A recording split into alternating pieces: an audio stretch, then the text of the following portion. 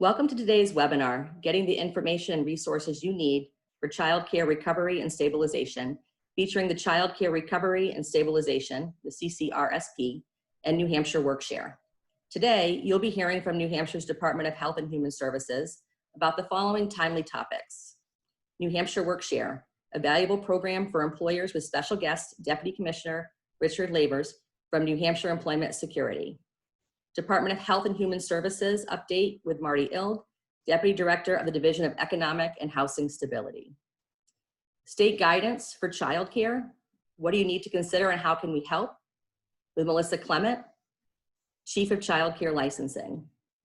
An update on childcare emergency policies and childcare recovery and stabilization program funding applications with Diane Chase, Assistant Bureau Chief, and Deborah Nelson, Bureau Chief of the Bureau of Child Development and Head Start Collaboration. Additionally, there'll be an update on Childcare Aware of New Hampshire programming and services offered by myself as the Program Manager of Childcare Aware. In addition, we'll have questions from the field with Dr. Benjamin Chan, MD, State Epidemiologist, Division of Public Health Services. In addition, there'll be a question and answer period at the end. So to promote full active participation in today's webinar, we would encourage you to use the chat feature, and then Emma will also be utilizing those questions at the end.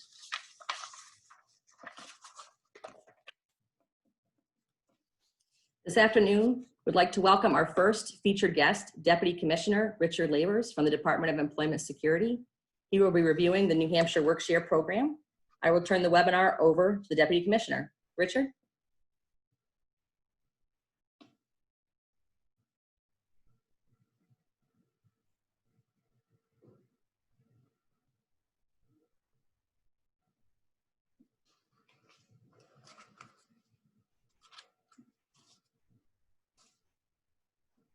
I'm not seeing that he's joined us presently, so we will move to Marty to do the update.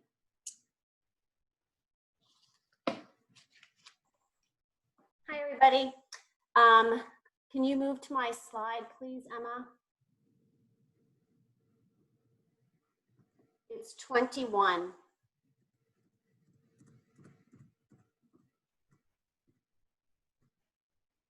Thank you. We thought it would be interesting. This is a slide that I've shared in a number of settings, but I'm not sure we've shared it in this setting.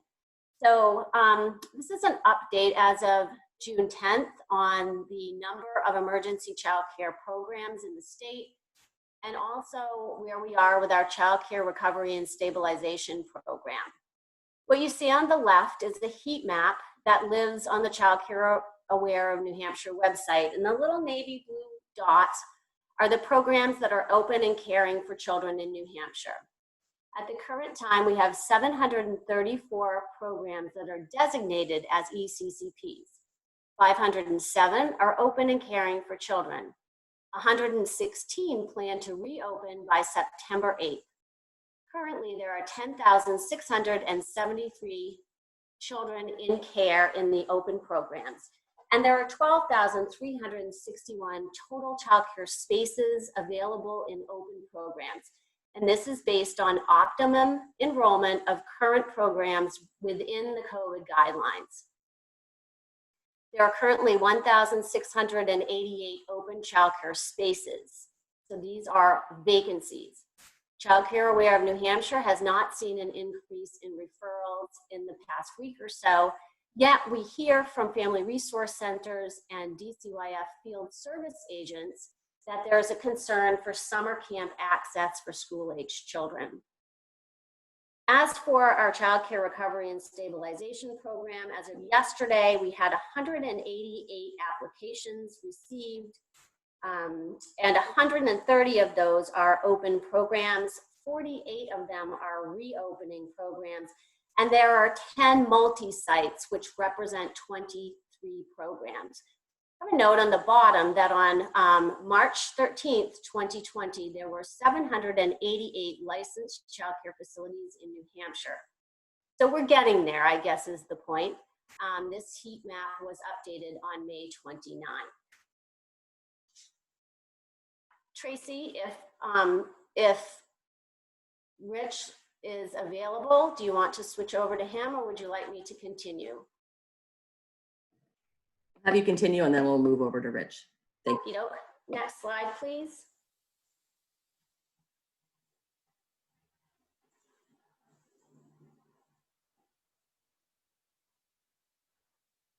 Emma, can you move the slide, please? Here we have a snapshot of New Hampshire ECCP's spring and summer 2020.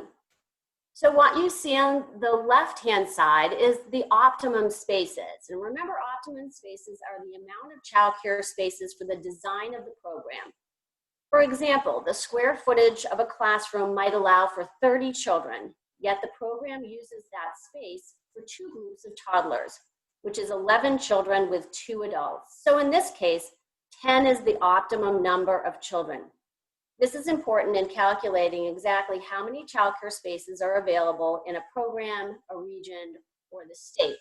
And I know you folks are probably putting in the chat right now, what about the guidelines? Yes, so under the guidelines, because that would make 12 people in one room, we would probably say that there are 8 optimum spaces. And then look on the right-hand side, the actual enrollment. So what we're seeing is that as we've opened program, and we started on April 7th, over on the far left, and then in the middle on the left, you see optimum spaces versus actual enrollment.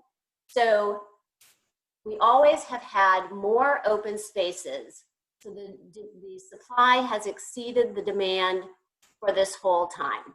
And you'll see now on June 8th that our optimum spaces reflects that 12,000 number, and the actual enrollment reflects the 10. Next slide, please. This is slide 23.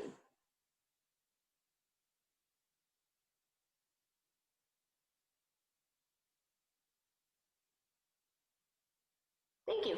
So it makes you wonder, what's going on here? We're hearing that families aren't able to access care, particularly for school-age children, yet the supply exceeds the demand according to the data that we've been collecting since the beginning of the ECCP program. So we dug a little bit deeper, and what you see now is the current data on childcare vacancies in current school-age programs in New Hampshire. And these are according to district office.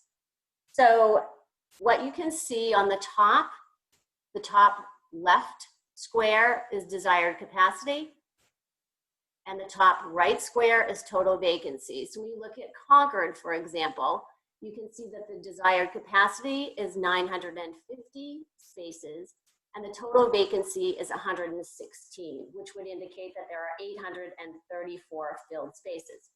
Why is this important? Well, what we can see is that we have quite a few total vacancies, particularly in the more heavily populated areas, Manchester, Concord, for example.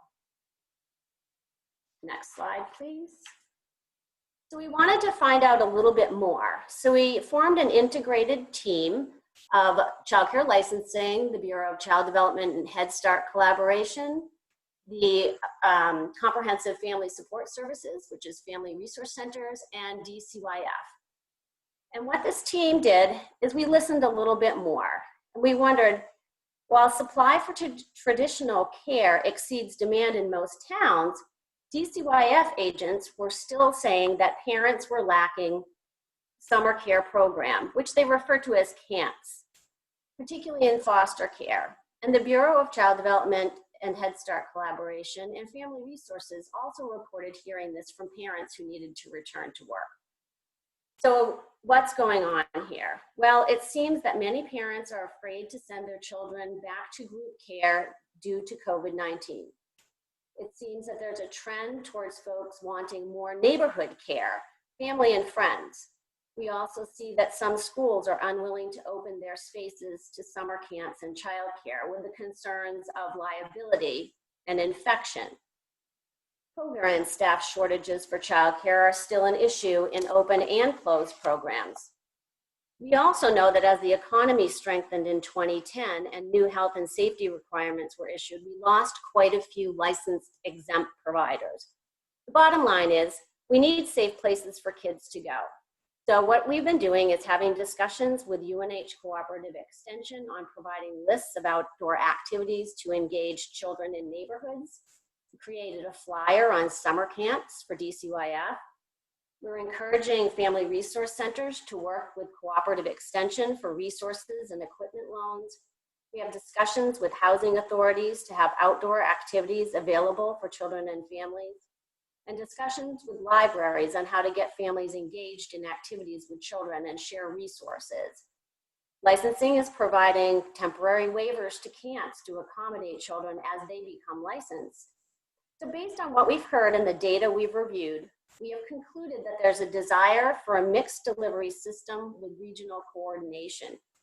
And above is a list of our current activities to meet this demand or trend. You see that Childcare Aware of New Hampshire will put a heat map on their website of open camps and locations. This group will share summer camp data across networks. The Bureau of Child Development and Head Start collaboration is working on a virtual one-stop to enroll new and small providers, meeting that desire for neighborhood care. We will connect this program with regional coalitions to seek collaboration and local coordination. And we're wondering if the Department of Education can include a question or two on childcare needs in their next survey to parents and staff. Ultimately, we're looking at regional coordination, which would allow for a mixed delivery system of childcare in every region in New Hampshire. That's all I have, Tracy.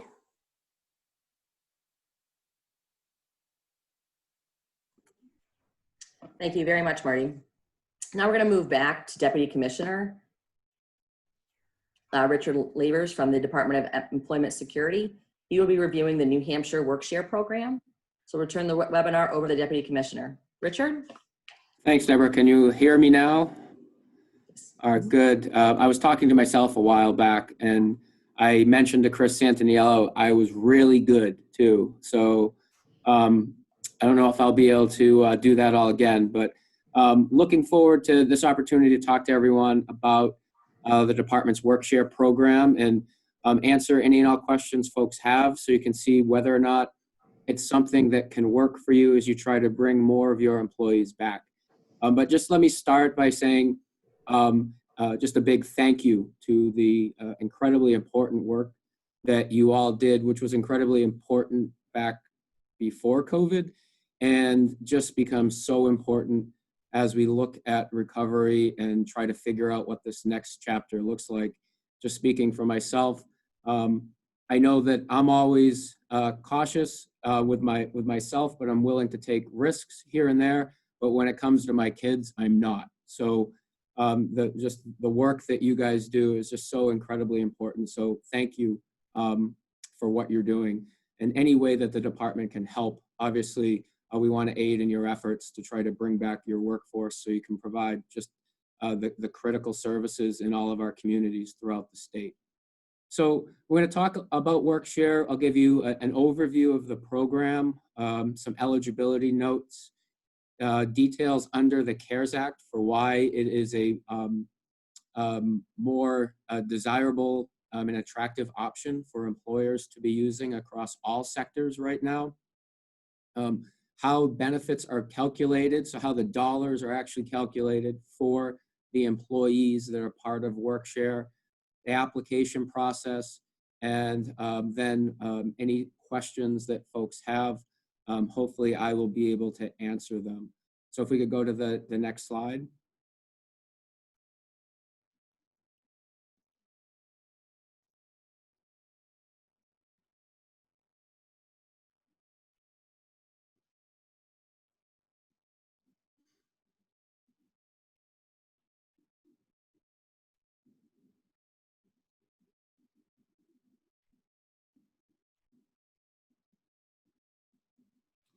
All right, there we go.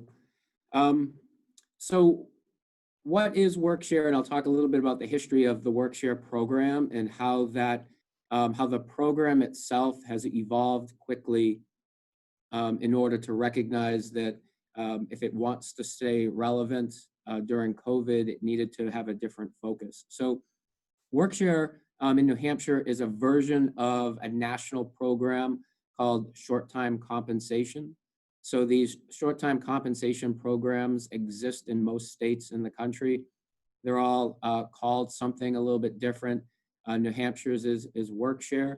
We've had it for the better part of a decade. And the original purpose behind WorkShare was for employers to be able to have an alternative to layoffs. So the most common situation that WorkShare was utilized was for employers that they were experiencing maybe a disruption in supply chain or lost a contract that they were expecting to have, didn't have the demand for product or service, and were looking at layoffs of their skilled employees that they had spent time on skilling up and had invested in, and employers wanted an alternative.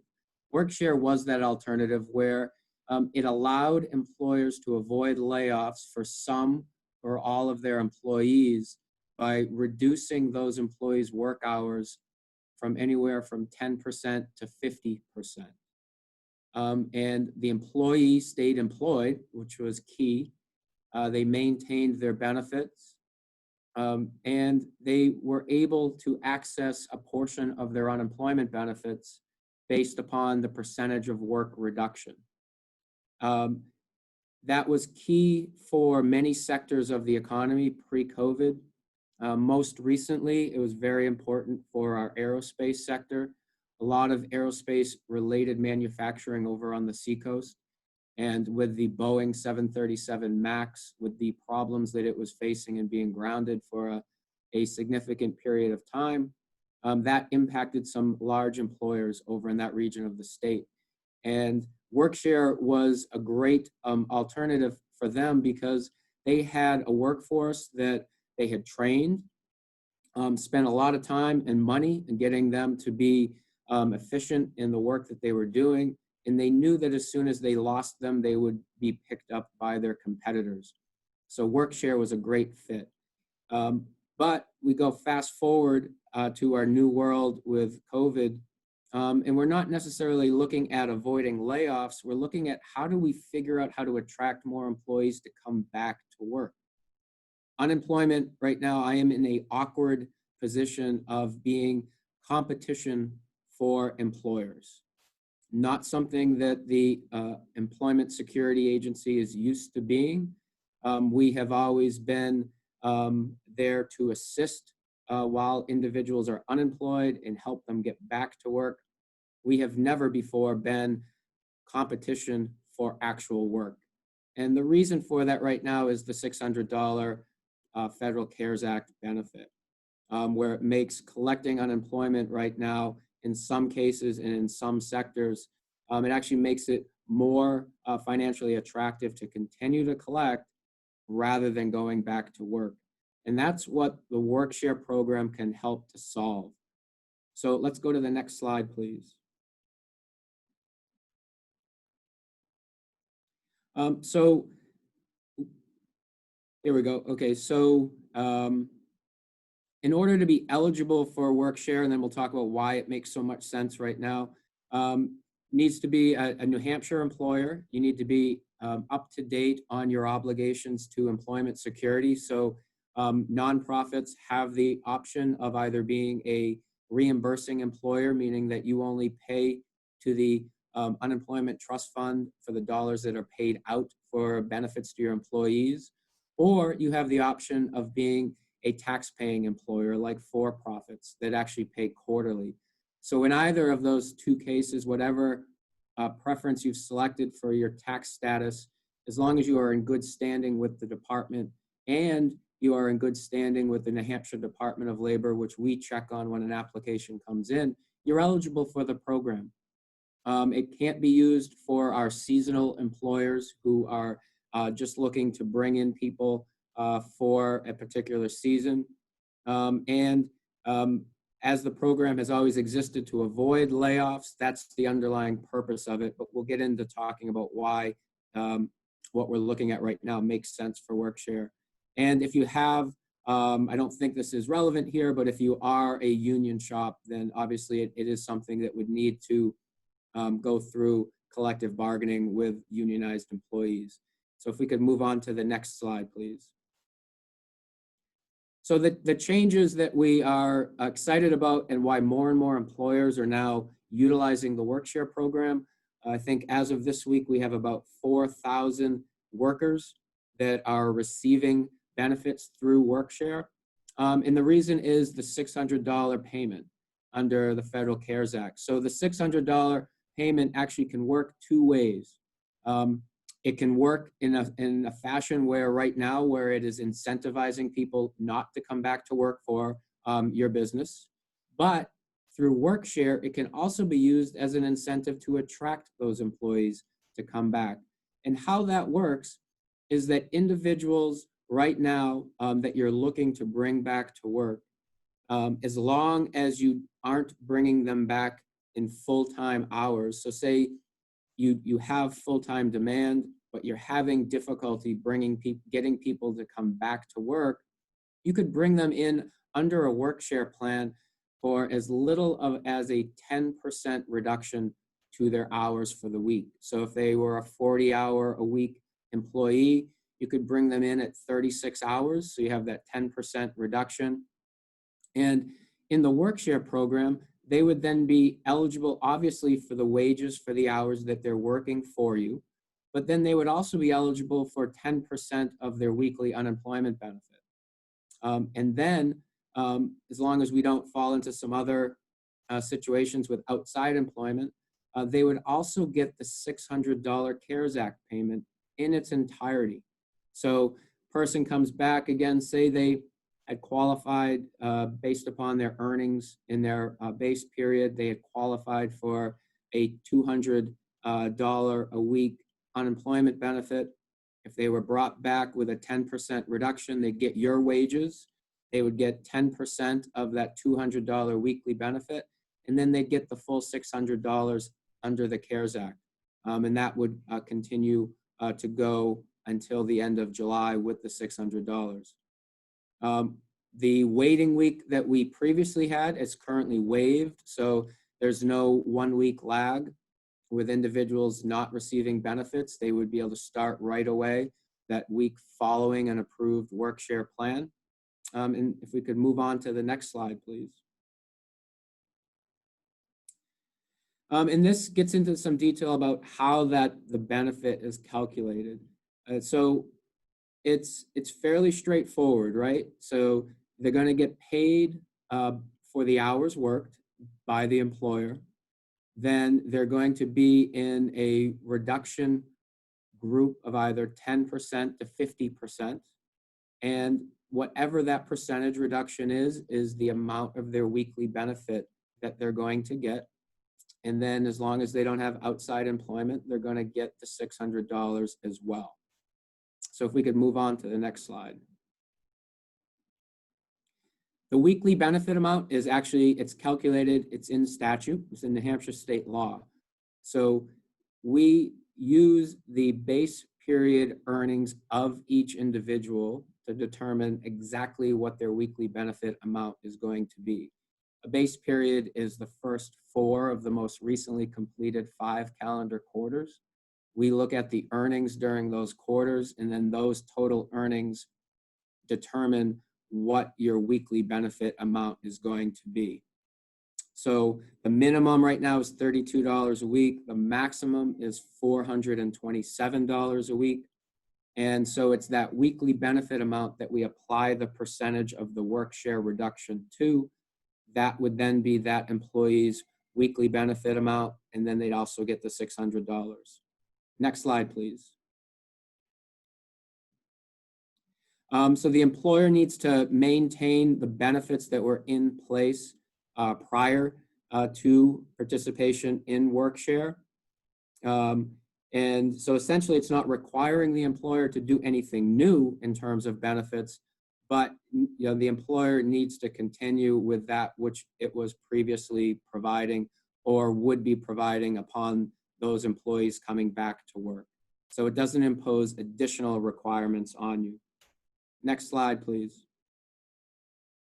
And just for the record, the picture in that last slide is not the same one I use when I talk to manufacturers. So I can thank Chris Santaniello for that one, I believe. Timing and the application process. So we have, I have a dedicated unit here within the department up in my Conway office that actually work on WorkShare with WorkShare businesses.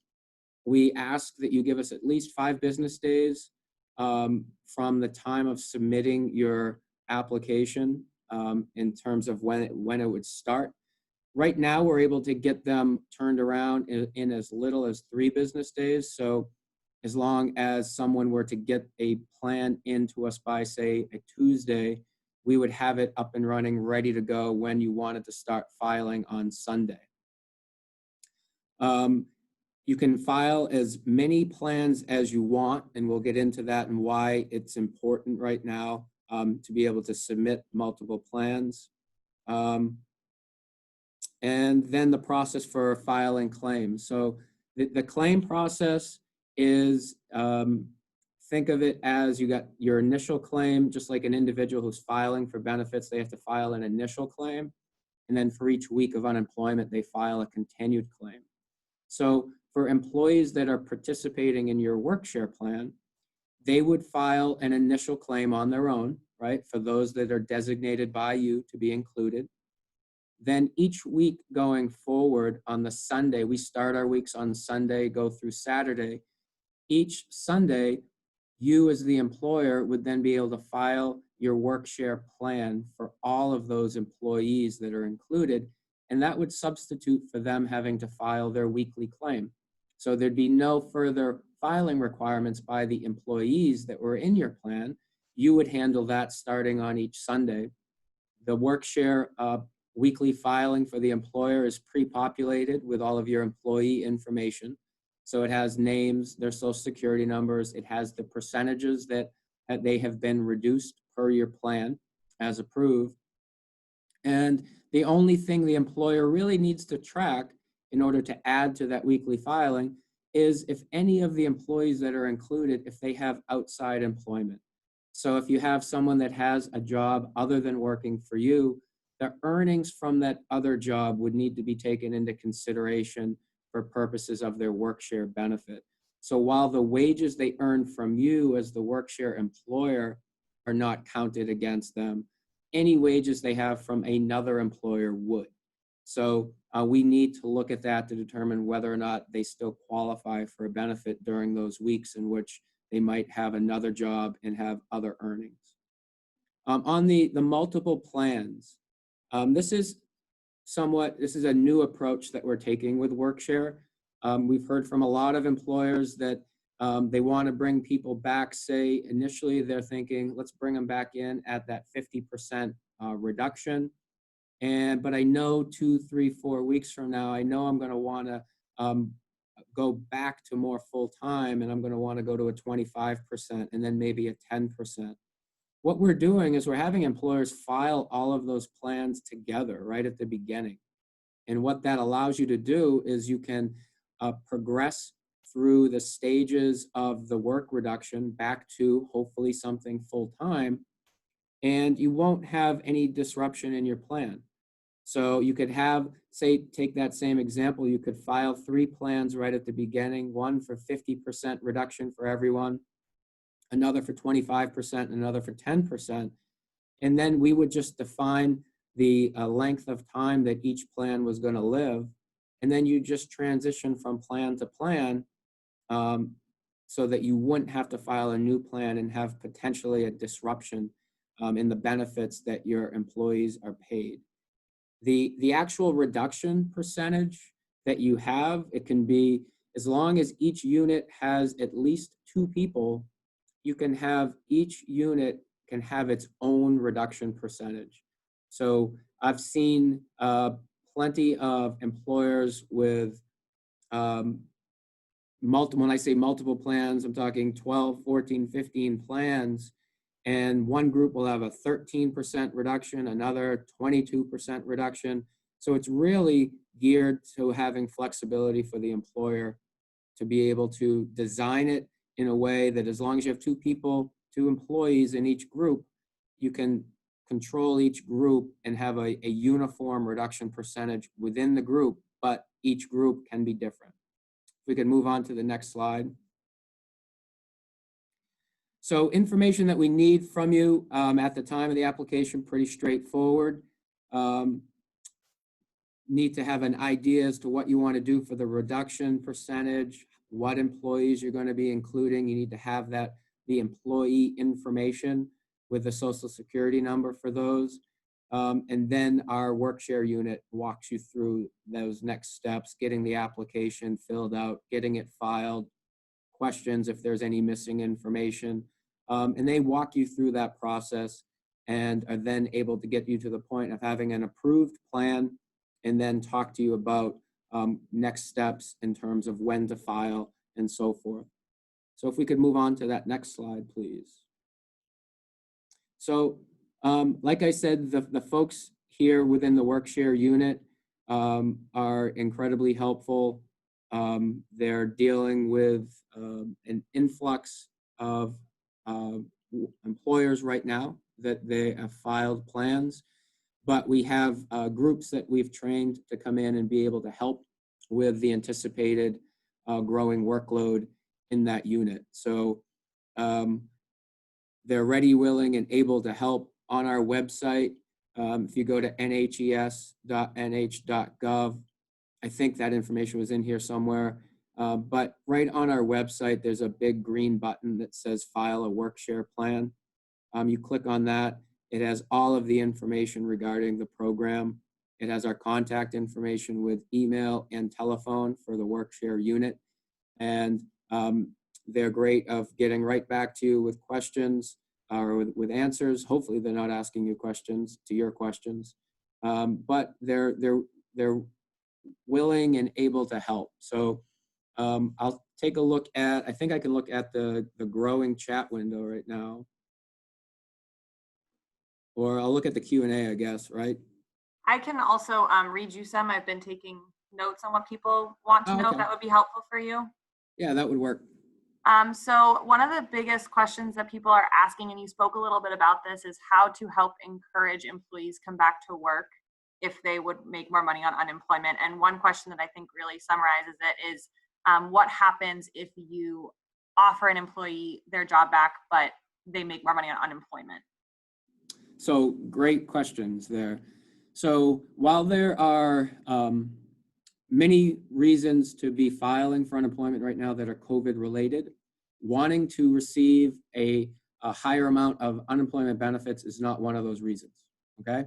So if you have an employee who you have offered what we would consider a suitable opportunity for return to work and they decline, we want to know about that because we need to make sure that the individuals remain eligible. So those folks that refuse to return to work, they might have a valid reason for not being able to go back to work, right? They might have someone with a chronic condition or immune compromised system in the household, and their doctor is saying, no, you can't go back yet. But there's a lot of COVID-related reasons why people can collect. Those are all detailed on our website at unemploymentbenefits.nh.gov. We actually have every single question as it appears on your weekly certification. They're all listed right there. So you can see all of the reasons why someone could be eligible. But filing for benefits because you want the extra $600 is not one of those reasons. So if they are refusing a suitable offer and you suspect that they don't have a valid reason, if it were me, I would always go back and look at those reasons that are listed on our website so that I'm not wasting my own time. But those concerns can be reported to the department, and then we look at each and every one of those to make sure that the person is eligible to be filing. So in terms of incentivizing them to come back, that can be part of your conversation is that while they're filing right now, they're getting that UI plus payment of $600. That goes until July 25th. But if they come back to work, they can get your wages, part of their base unemployment benefit, plus the $600 by coming back. And in most instances, they're going to be doing better by coming back to work than they are going to be by filing unemployment. That feels incredibly weird to have to say something like that with the tail wagging the dog here. But again, right now, in many sectors, they can do better on unemployment, but we still have eligibility standards, even though some people are trying to tell me I don't. We do, trust me, I talk to a lot of angry people. And so if you sense that someone is misusing the unemployment system, we want to hear about that. But I think you can use that WorkShare $600 eligibility as the sweetener to try to get them to come back. Thank you, Rich. And to everyone else who asked questions for him, I have them all saved. Is there a way that I can send this to you, Rich, or somebody on your team? Yeah, why don't, if you want to, probably easiest if you give it to Chris, Okay. then she can get that to me and I can get all the answers over to you guys so you can distribute out to the whole group. Wonderful. Thank you so much. Thank you, Deputy Commissioner. Our next speaker is the Chief of Child Care Licensing, Melissa Clement. Melissa, welcome. Thank you, Tracy. Hello, everyone. Appreciate everyone being on this call and getting all this good information to help you as you're reopening your childcare. I just have a couple of updates from childcare licensing, as we'll be looking at renewal applications. We understand that some programs are unable to get their local inspections completed. It definitely varies by community, whether or not those local fire and health officials are doing those inspections. If you need to submit your renewal application, please do so even without those local approvals. Just include something in writing from them that indicates that they are not doing local approvals at this time. So therefore, you can have that with your application to let us know that they will not be doing it until they may have their own process or they just may not know yet, but something in writing that just indicates that you've reached out to them and they're not doing them right now. Like I said, just submit them to us. We will not be returning them. We will hold on to them here until such time as those local approvals can be completed. Another a reminder, or I guess the reminder is the best way to put that, is the employment eligibility cards. Right now, we are not issuing those because, as you know, we cannot complete a FBI fingerprint check.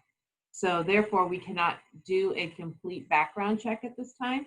So those eligibility cards applications will not be accepted right now. If we have received some, we've returned them back, but I want to let people know not to send those in with the household and personnel forms and the state in-state criminal background check that you are completing. So, and also any out of states that we have. But for now, we are not doing those cards. So please don't submit those. We will ask you to submit them again once the state of emergency is over and the state police the state police will be doing their applications for fingerprintings and they're doing their appointments again. So once that happens, that is when we will be asking you to submit your employment eligibility card. And when right now, because we can't complete the fingerprints, we are returning the household and personnel forms to you that we normally return when the background checks are completed. There will be an indication on those forms underneath the box that says childcare eligibility card and expiration date. There'll be a notation there that says EO-18. That stands for Emergency Order 18, because that is the emergency order that showed that the fingerprints will no longer be completed at this time, and they do not have to be, only the in-states required. So that will be noted in red on that form. That is your signal and a way for you to keep track of those employees who will need to go back and do their fingerprint background check once those fingerprint appointments are available. When that happens, we will do our best also to remind people. We'll send that out when the those appointments can be made again, we will definitely let everybody know. But that would be an easy way for you to see in your employee's file, the household and personnel form you have has that EO18 indicated in that box. That person will need to go back again. And again, as that happens, as that comes out from state police, we will certainly be updating you on our website. We will send something out to explain what the process will be for that moving forward once we have a better idea of how that will roll out. So thank you for that. Thank you for everything that you guys are doing. And as always, reach out to CCLU office at dhhs.nh.gov if you have any questions, or your licensing coordinator as well. Thank you, Melissa. Next on the agenda are Diane Chase, Assistant Bureau Chief, and Deborah Nelson, Bureau Chief of the Division of Economic and Housing Stability, Bureau of Child Development and Head Start Collaboration. We will start with Diane. Welcome, Diane. Good afternoon. Is it good afternoon? Yes, everyone. Just a couple quick updates. We're really excited. As Marty mentioned, we've got quite a few applications in. And actually, since the number she gave you, we've doubled in most of those for the CCRSP application. Please don't forget that the deadline is tonight at 11:59. You can still receive assistance through the ECCP email, which while we've been on today, that's what I've been answering. So many of you have gotten emails from me, as well as we have a team of people answering them. And there is also, I believe, Tracy, there's live chat available today. Is that correct? On Childcare? Yes, it's available today, but we will have a small period of time where it will be unavailable for our team meeting. Okay. A couple of questions that people have asked. If you need changes made to your application, you realize that you've done something incorrect, or just shoot me an email in the ECCP mailbox, and I will make those changes to your application. The deadline for financials is Monday. And one of the questions that we've been asked a lot is who's going to be looking at my financials. And our review committee for the financial portion consists of one person in the BCD HSC team for each county, and that lead person will be looking at your financial documents. Once we finish those reviews, those will be shredded if they were sent in, or deleted. So I didn't want anyone to get the impression that those were going to be sitting around somewhere, and no external people will be seeing those. As for notification, our goal is Monday, June 22nd to begin the notifications. And please note that is begin. We're anticipating probably anywhere between 300 and 500 applications. So it's going to take us a few days to get those notifications out. And I just wanted to add that thank you for all the inquiries and the clarifications. There is flexibility in terms of if we have a question. This isn't like a traditional grant where you send it in, and if you make a mistake in answering a question, that's it, you're out. We'll call you and ask you for clarification. In addition, I just want to say I am so appreciative, as are all of us at DHHS, about how forthcoming all of you have been. And it's the challenges you have faced that are being shared in these applications are amazing. Just if the general public had any idea of what all of you go through on a regular basis, and then with this additional challenge, I think they would be amazed that you're still up and standing. So bravo, and we're looking forward to the review process. That's all from me. Thank you, Diane. Deborah?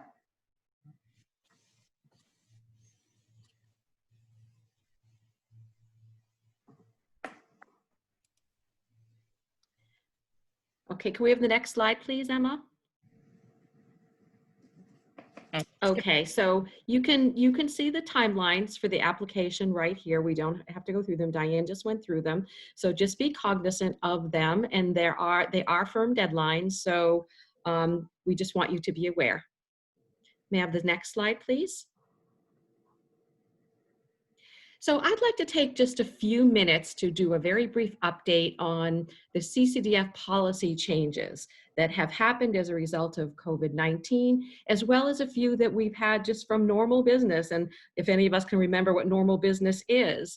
But before I start talking about the 4 on our slide here, I just want to share with you an aha that I had in the last few days as we started to assemble all of the emergency policy changes that our Bureau has put in place in partnership with Childcare Licensing and our IT systems and other folks at DHHS, to whom we're very grateful for working so hard. As we put them all together in one place, as we started to write our waivers and plan amendments for CCDF, for our Office of Childcare, guess how many?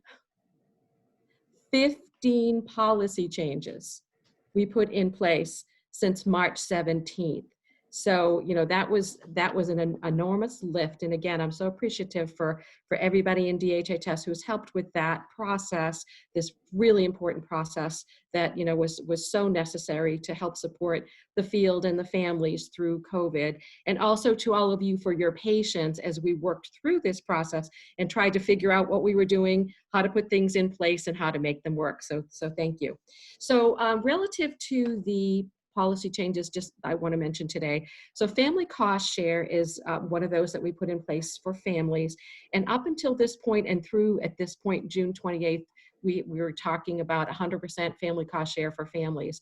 We are now in the process of looking at, can we extend that? If so, for how long? And, you know, might we do it at say 50% because it's a very spendy thing to pay all of the families, all of the cost share, but it's one of the ways we, you know, are thinking about supporting our families going forward. Eligibility redeterminations, those, it's important for programs to know that families REDs have all been pushed out now till September. That means that whatever they're getting that's in place right now, unless they tell us they've had a major change in their childcare needs, then those they stay eligible for childcare at the same place they are before COVID hit. So those are all being pushed out. Now, these last 2 on the slide, paying for registration fees and absentee policy, are actually the last 2 the policy changes that we were required to put in place as a state as a result of the 2014 CCDF reauthorization. This is one of our typical policy things that we're working on. And originally, you know, you may remember, some of you, that, you know, the goal had been to roll those out on April 1. That had been our plan. And then COVID hit. So because of COVID, we need to push this rollout back until August 3rd. And that will allow us to get everything in place in terms of, and also in terms of making sure that all of you have exactly the information you need to understand, you know, what this means for you and your program, you know, in billing for children receiving childcare scholarship, you know, when can you do it? How do you do it? So there won't be all of those questions. So we're working hard at getting that information together for you. And that, again, will roll out on August 3rd. So that's all I had today. So I'm going to turn it back to you, Tracy. Thank you, everyone. Thank you, Diane and Deborah, for those updates.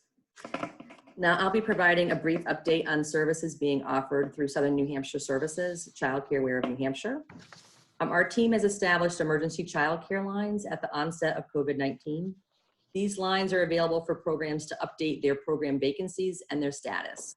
So if you're open, closed, reopening, what your vacancies are, these lines are available to respond to questions. Also now pertaining to the application process for the Childcare Recovery and Stabilization program. So please feel free to update your information with us.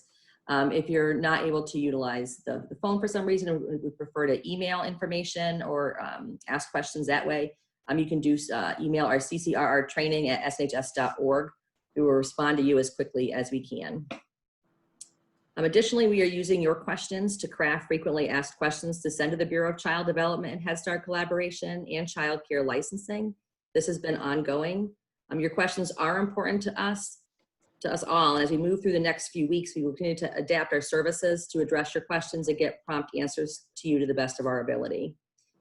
We have been constantly updating our website. Our training and marketing coordinator, Jen Ganem-Smith, and the media and marketing team have created a section of our website on COVID-19, and additional information is added on a daily basis. This section also includes information on the Child Care Recovery and Stabilization Program. Additionally, there is a section for individuals seeking employment, and likewise for programs that are seeking employees. This is listed under the alternative childcare option and is part of our childcare match to help people find employment and employees. We have a staff member who is reaching out to all individuals listed on this list as well to follow up with them regarding their experiences on this site and if they were able to secure employment. You'll also find a job board for those programs seeking to hire staff. We have just added new marketing materials. The link is displayed on the PowerPoint. If you are looking to refer families to our services for referrals as you are full, please consider sharing with them a copy of our program brochure. If you are an agency or organization that works with families in need of childcare or school age options, you will also find a poster that can be hung at your organization to contact us for referrals that may satisfy their needs. We have also included our contact list that provides you with information regarding our services and what phone numbers and emails can be used to access these services. The Child Care Media Magnet is also available, and this free virtual media magnet can be displayed on any organization's website to direct and link employees and families to Child Care Aware of New Hampshire services to obtain referrals to child care programs. Feel free to utilize this section of our website to promote and market services to families in need of services, to your staff, to organizations or other community partners. We have an active live chat feature, as Diane spoke about, and we are currently receiving about 30 to 40 chats a day. We have expanded the live chat hours being provided during anticipated times of need. This week, those hours have been expanded to 8 o'clock p.m. They are generally 8:30 a.m. to 4:30 p.m. Monday to Friday. Please note this feature will be unavailable to allow for a team meeting today from 2:30 to 4. In addition, we have reshaped our services to be virtual through the use of Zoom. We continue online training through webinar and have some upcoming topics available for registration on the New Hampshire Professional Registry, including one on adverse childhood experiences and one on mindfulness. We have several early childhood leadership collaboratives being offered virtually, in addition to a family childcare networking collaborative. There is a Communities of Practice Strengthening Business Practices that is actively engaged with directors and those serving in leadership roles on business practices with Heather Webster and Suzanne Regan. In addition, we are offering 2 pyramid model collaboratives to support programs with their needs tied to social and emotional competence with Stephanie Therian. We will continue to update our services during this time as things evolve. We'll continue to support you with the resources and information you need to continue providing care to children and families. This concludes my update. I will outline some of my experience with providers before we close the webinar itself. Now we have questions from the field for Dr. Benjamin Chan. We've been gathering questions through our social media presence to present to Dr. Chan. Thank you to all that contributed to this. These questions were provided to him in advance of this presentation. We are thrilled to have Dr. Chan with us today to address these questions. Welcome, Dr. Chan. Great, good afternoon. Can everybody hear me okay? Is my sound coming through? Yes. Great, thanks so much. So I guess perhaps the best place is to just jump right in. I only have a list of about 6 or so questions here, and so I know it looks like people's lines are muted, but I'm happy to take additional questions at the end. I don't know if you're taking them through the chat function, but I can certainly be here and answering questions for the next half an hour or so. So maybe I'll just jump right in, and I think everybody has probably seen the childcare guidance that was posted and then revised in the last few weeks. And I think if I can make some just general comments here about the goal of the guidance that's being put out, and maybe talk a little bit about the process before jumping into a few of these questions. Excuse me. So as I'm sure you're all aware, there's an economic reopening task force that is being led by, co-chaired, if you will, by the governor's office, I believe, and the Bureau of Economic Affairs. And this task force drafts guidance, which then the draft gets sent to public health, where we review and oftentimes add in more details from a public health perspective before it then gets sent to the governor's office for sort of final review and approval and announcement and posting. And so we certainly don't always get the guidance, exactly right. The goal here is to bring in sort of general principles and apply them to various businesses and areas of society to try and build in public health protection. And again, there's not any one measure or one intervention here that is going to stop or prevent the transmission of COVID-19. And when we talk about community mitigation, right, community mitigation really is a package of different interventions, multiple layers of interventions that we recommend as a way to prevent COVID-19 from spreading, right? And this is in a setting where we don't have a vaccine yet. We don't have, pharmaceuticals like medications that people can take to prevent the development of COVID-19, like we do with influenza, for example. And so largely we rely on these community mitigation measures, these layers of interventions to try and control the spread of COVID-19. And these are all familiar to you, right? We talk about physical distancing, maintaining a distance of at least 6 feet from other people. Talk about wearing cloth face coverings. Remember, cloth face coverings are intended to protect other people from the person wearing the cloth face covering. It's intended to limit spread of a person's respiratory droplets, what we call source control. That is control of respiratory droplets from spreading to other people. And we talk about limiting group sizes, cleaning and disinfection, hand hygiene. These are the sort of general principles that get applied to all of the reopening guidance.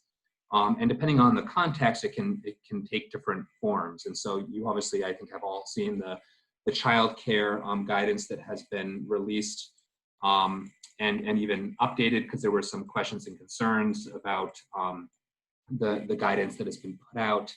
And I think that also reflects in some of the questions that I have gotten ahead of time.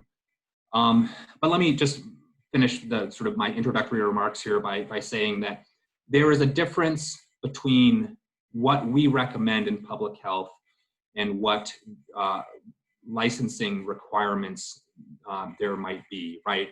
And so there's some questions here about, group sizes and when will group sizes change.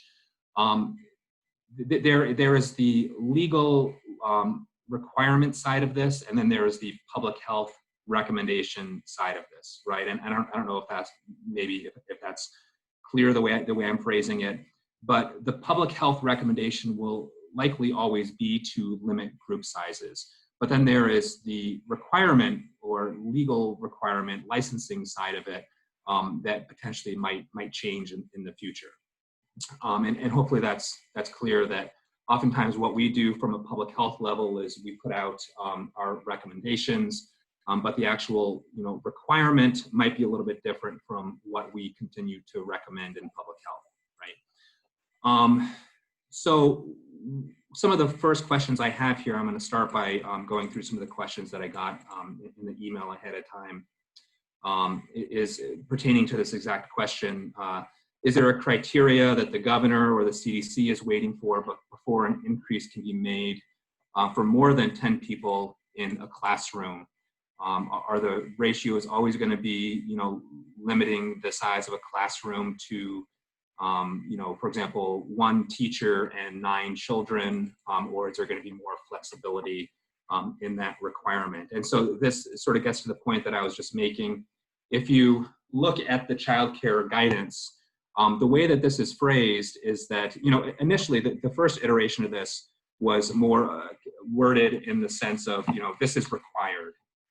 But if you look at the current childcare guidance, it's been altered to say childcare programs should, whenever possible, reduce group sizes to no more than 10 people total, including children and adults, right? And so there is not necessarily a requirement here that group sizes be limited to 10 people, but that is certainly the public health recommendation as a way to prevent spread of COVID-19 within these settings where teachers, childcare providers, and students likely are having close contact and close interaction, right? The general principle at play here is to limit the number of people who are exposed if COVID-19 is introduced into a classroom setting, right? And so the fewer number of people you have in that close contact setting, the fewer number of people that are going to be affected and exposed, and the less likelihood you will have larger scale transmission, whether that's in the childcare setting or even then into the community. And so this gets to the question of, well, what happens when COVID-19 is introduced into one of these settings? And we have had a couple of situations recently in the last couple of weeks where there has been a staff member or a child in a child care agency setting that has been diagnosed with COVID-19. What happens is that, anytime someone is diagnosed with COVID-19, we do a public health contact tracing, contact investigation, and anybody who is exposed is quarantined for 14 days.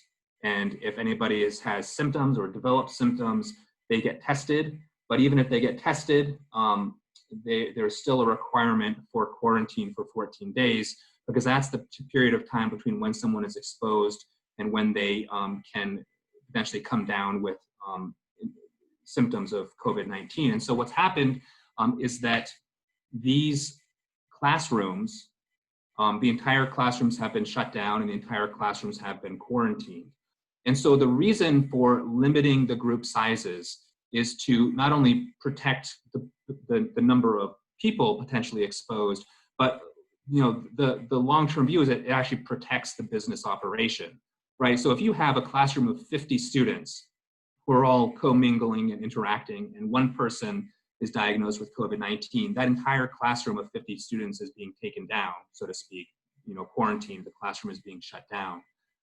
That's just how that's the public health recommendation for how to control spread of this. Now, if you have 50 students and they're separated into groups of 10, and one person is introduced into one of those groups of 10, you don't have all 50 students being quarantined. You have the group of 10 that was in close interaction with that one person who was identified being quarantined. And so the reason for the public health recommendation to limit the group sizes is to not only prevent spread, minimize the extent of spread to other people, but ultimately to protect the child care, school, classroom, business operation, so that the entire 50, for example, students, children don't have to undergo quarantine. So there's really a dual purpose to this. So the public health recommendation will always be to limit or minimize the size of groups. Now, is there a big difference between 10 students, 15 students? Probably not, but the more we can limit the group sizes, the less it will affect the business operation and the less likelihood of transmission to others. Now, with that said, again, the guidance is phrased in such a way as this should, whenever possible, happen, but is not a strict requirement. Right now, there is also the general public guidance recommendations that the governor has put out through executive orders, limiting the number of people in public group settings to 10 or less. As we go through this outbreak in New Hampshire, that is likely to be revised and changed. When that happens or what it's going to look like is still, I think, unclear. That's still, I think, under discussion. But as it pertains to the childcare setting, the ideal, again, is to limit the group sizes to as few as possible, ideally 10 or less. If that's not achievable, 12, 15, whatever the smallest number is better than having larger groups. There's also a question here, can we change the group size from 10 to 20 when we are outdoors and spread out? Again, I think that the same comments apply in that the smaller you can keep the group and the more separated you can make them, the less likelihood that if someone is identified with COVID-19, that it spreads to other people. And so, you know, in the outdoor setting, again, the risk is likely less than in the indoor setting, but the risk is not zero. And so if you have a group of 20 kids potentially ideally spreading out, now we know that that probably doesn't always happen. And if COVID-19 is introduced into that setting, you know, you have the potential for 20 kids, 20 students being asked to quarantine as opposed to just 10. And so again, the ideal here, the recommendation is to still try and limit group sizes as much as possible, whether that's indoor or outdoors. And please feel free to stop me if I'm going on too much or too long here. There's a question here about have there been any cases of COVID-19 in children or in childcare centers in New Hampshire so far? And again, I think I already answered that. I think the answer is yes. We have had a couple instances, particularly in the last 2 or 3 weeks, where a couple of different childcare agencies have had to either close down because they're a small operation or close a number of classrooms because COVID-19 was introduced. You know, I will say that COVID-19 does occur in children. We think that there's less likelihood of serious illness, but anybody, including children, can become infected, and even if they don't develop serious infection, can be a vessel or a vector, if you will, to spread to other people. And so children can be one way that COVID-19 spreads. If you look on our website, let me nh.gov/COVID-19. We have data that there's a data dashboard that just went up a couple of weeks ago. I just put the link into the comment section here that looks at data. And so if you go to this data dashboard, you can see that probably about 5.5% to 6% of all of our confirmed cases have been in adolescents and children. So looking at the data here is divided out by under the age of 20, we've had probably about 300 or so children and adolescents in total. That's about maybe 5 to 6% of all of our cases that have been in children. And so it's certainly possible for children to obtain COVID, to acquire COVID-19. The symptoms of COVID-19, part of this question here is, what are the specific symptoms to look for in children? And again, this is partly why we spell out in the guidance documents, whether that's the universal guidance or the childcare guidance, what symptoms to screen for, because symptoms of COVID-19 can mimic any number of different diseases, right? Not everybody has fever. People can present with or without fever. They might just feel feverish. People most commonly, I think, have some type of upper respiratory symptom, whether that's cough, shortness of breath doesn't usually develop until later in a person's illness, but people can present simply with runny noses and nasal congestion, sore throats, maybe body aches, chills, even gastrointestinal symptoms like nausea and diarrhea and vomiting can be a presenting symptom. Now, we think that isolated gastrointestinal symptoms is probably uncommon, but gastrointestinal symptoms do occur as part of COVID-19 presentation. So the symptoms are really varied, which is part of the reason that we try and spell out in detail what symptoms should be screened for in not only staff, but children coming into childcare agencies. There's a question here, if a child has a fever, how long does the child need to be excluded from care? And with guidance such as a strict sick policy, how do you recommend handling scenarios such as a child presenting with a fever of 100.4 due to teething, for example, as claimed by a parent, or other excuses? Do you need to exclude the child for, it says 13 days for exhibiting symptoms? And I think there's a couple questions here. One is that is that people that are suspected or confirmed to have COVID-19 should be isolated for at least 10 days from their symptom onset. I say at least 10 days because they also need to show improvement, meaning fever-free for at least 3 days and other symptoms improving as well. So it's certainly possible someone could get to day 10 and still be having a fever, for example. Again, I think that's unlikely, but it's at least 10 days. The 14-day quarantine is for people that are exposed, so not known to be infected, but are exposed. And 14 days of quarantine is the period of time where we believe someone could develop symptoms of infection. So just differentiating there between isolation versus quarantine. But to the specific scenario, again, the purpose of screening is to identify children even with mild symptoms. So certainly a fever, 100.4, and we like to be a little bit flexible, even if that's, 100.3. The recommendation is for a fever or any symptoms of COVID-19, that child should be tested and should not be allowed into the child care agency, regardless of what a parent's explanation is, right? So a fever of 100.4 and the parent says, well, they're teething or it's a hot day, or right? That is not, in our view, in our opinion, that is not, we take any of these symptoms seriously, and a child like that should not be allowed into childcare because we want to be protective of not only the staff, but the other children in the classroom. And so that child should not be allowed in, and they should be instructed to be tested.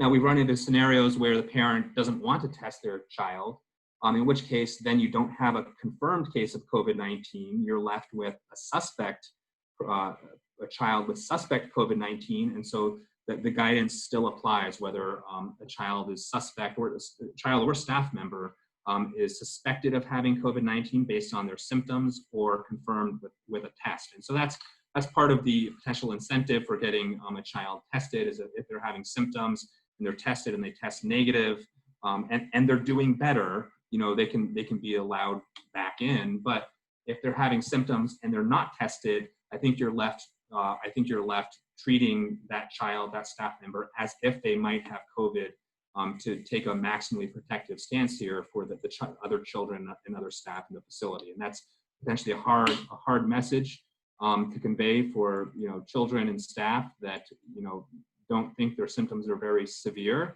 And it's true that the symptoms might not be severe or concerning from an individual health standpoint, but from a public health protection standpoint, it becomes important to do that symptom screening and to take steps to prevent that child, for example, with a fever of 100.4 from entering the child care room.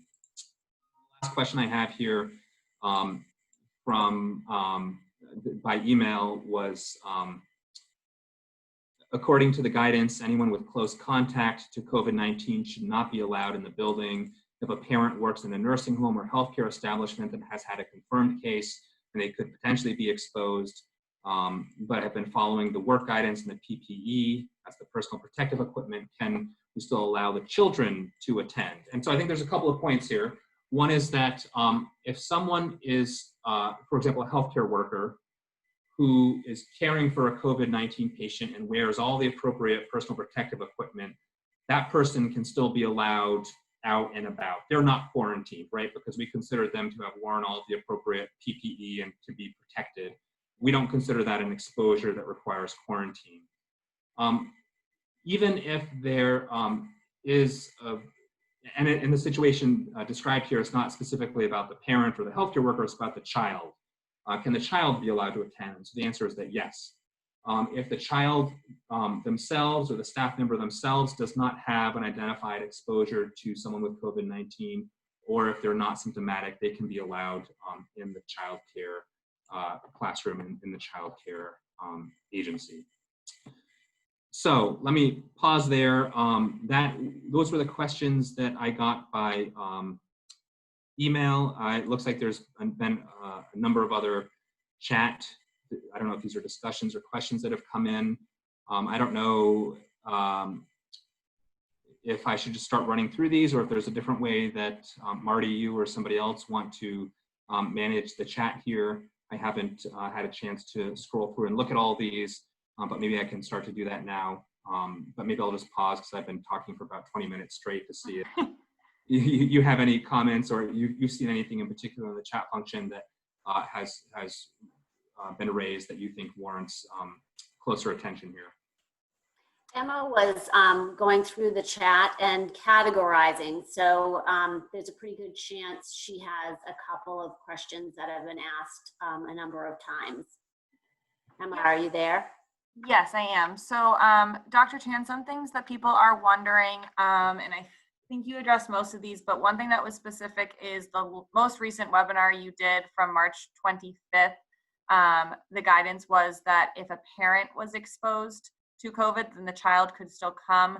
They're now pointing out we have learned a lot about COVID since then, so they're wondering if children need to stay home at that time. Great, good question. I think I started to answer this at the end there, and the answer is that the child can still be allowed back in to the agency just because the child might be a contact to someone on quarantine is not an indication for exclusion from childcare. Now, if the child was a contact to someone with suspected or confirmed COVID-19, then they would need to not be allowed in. So, for example, if that staff member who's on, the parent who's on quarantine develops symptoms and the parent is undergoing testing because there's concern for COVID-19, then the child goes into quarantine and shouldn't be allowed in. But simply being a contact of someone who is on quarantine does not mean that the child or staff member should be left out. Great, thank you. Another one that was brought up is that I guess obviously group size here is a very big component of what we're talking about, and one person brought up that I think is very relevant to everyone. Being that this is an airborne virus, how does it help by using shelving and other dividers when separating groups in care versus full walls? Yeah, so that's an important point of clarification, in that we do not believe that this virus is primarily transmitted through airborne routes, right? So I would say that that's an incorrect assertion or comment. We believe that this virus primarily transmits through droplets, respiratory droplets, and hence the recommendation for maintaining at least 6 feet of distance from other people. Now, there are settings where you can potentially get further spread through the air, so airborne transmission, but oftentimes that involves healthcare settings where procedures are being done, breathing tubes are being put in, medications are being delivered, oxygen is being delivered that has the potential to aerosolize an infected person's respiratory droplets. And those aerosolized droplets can spread further distances through the air, so airborne transmission. But in general, we do not believe that this virus primarily transmits by airborne routes. Hence the recommendation for separating groups and putting up dividers. There's also, if you look on the CDC website, there's also recommendations for looking at a building's ventilation system and evaluating a building's ventilation system to make sure that the air is being filtered appropriately, the filters are being managed, that maximize exchanges with the between the indoor air and the outdoor air environments, so air exchanges are increased, right? These are all part of the recommendations for layers of protection to try and minimize risk and transmission. Those are additional steps that could be taken. But again, we believe that this virus primarily transmits through respiratory droplets that are spread through close contact, that's being within 6 feet of someone who's infected, and not through airborne routes. And hence the recommendation for trying to separate groups into, even if you're in a larger room, separating smaller groups, even using dividers. And that's part of the reason for that recommendation. Thank you. And I'm going to ask you one last question, and then the rest of these I will compose in an email, if that's all right to get to you. One other thing that people are wondering is about if parents refuse to get children tested when they're demonstrating a fever. are they, as a provider, allowed to say they have to be quarantined for 2 weeks, or instead, do they only need to be out for 72 hours? And then on the back side of that is, if a child is tested but negative, can they return back before the 10-day period is over? Yes, and so that's part of the requirement. That's part of the reason to get tested is if they're symptomatic, for example, with a fever, and they get tested and are negative, then they can be allowed back using through whatever the typical traditional requirements are for keeping a child out after they've had a fever. I off the top of my head don't know whether that's 24 hours or 72 hours. But if a child is symptomatic and tests negative, they can be allowed back. But if they're symptomatic and not tested, the recommendation is to treat that child like they might have suspected COVID-19. Whether you can, you obviously can't require or mandate that a child be tested, but I believe, and maybe this is partly a question for childcare licensing, you can not allow the child back in for a specified duration of time. This is where it gets a little difficult, because it would be good for parents and children to understand the reason for the guidance and the need to protect others in the childcare room. But I would say that as a childcare agency and overseeing a childcare facility, ultimately we're all trying to look out for the protection of all the children in that classroom. And so I think it's a difficult situation to be in. In the ideal world, the parent would recognize the need to be tested, but at the end of the day, the recommendation is to be protective of other children in the room. And if a child's having a low fever symptoms, they should be tested before being allowed back in. If they're not tested, then I think you default to the recommendations for keep someone out, assuming that they might have COVID-19. Thank you, Dr. Chan. I'm going to turn it back to Tracy Pond now for our wrap up, and everybody else who's sending me questions, I will get them in a document. Great, thanks so much. Thank you, Dr. Jan. Thank you to all of our speakers today. Special thank you to Deputy Commissioner Richard Labers and Dr. Benjamin Chan. We appreciate all of our speakers taking time out of their afternoon to provide us with this invaluable information, updates, and to respond to questions. To close, we'd like to remind you to complete the session evaluation survey. This was included in your initial registration email for this webinar. This recording will be posted on the nh.childcareaware.org website under a page entitled Recovery and Stabilization under our COVID-19 tab. This page will be populated and up within 1 business day.